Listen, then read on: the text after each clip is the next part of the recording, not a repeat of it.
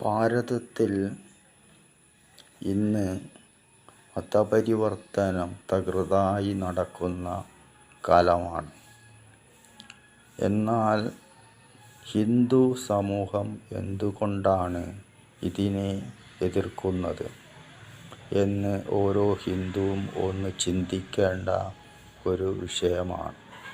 ഒന്നാമതായി, ഹിന്ദു ജനസംഖ്യ കുറഞ്ഞാൽ ഓരോ ഹിന്ദുവിൻ്റെയും ഈശ്വരവിശ്വാസിയായാലും നിരീശ്വരവാദിയായാലും എങ്ങനെ ആയാലും അവൻ്റെ സ്വാതന്ത്ര്യം നഷ്ടപ്പെട്ടു പോകും എന്നത് ഒരു പരമമായ സത്യമാണ്.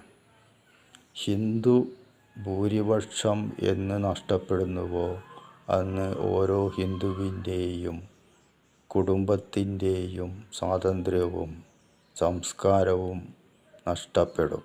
മാത്രമല്ല, അവരുടെ ജീവിതശൈലിയിൽ ജീവിക്കാനുള്ള അവകാശങ്ങളും സ്വാതന്ത്ര്യവും നഷ്ടപ്പെട്ടു പോകും. ഉദാഹരണം, നമ്മുടെ അയൽരാജ്യങ്ങൾ തന്നെ നോക്കാം. അത് നിങ്ങൾക്ക് പറഞ്ഞു തരേണ്ട കാര്യമില്ല, ചിന്തിച്ചാൽ മതി.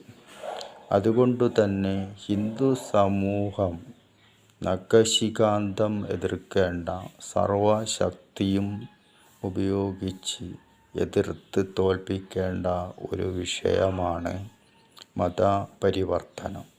അത് ഹിന്ദു സമൂഹത്തെ ബാധിക്കുന്ന ഒരു മാരകമായ ക്യാൻസർ ആണ്.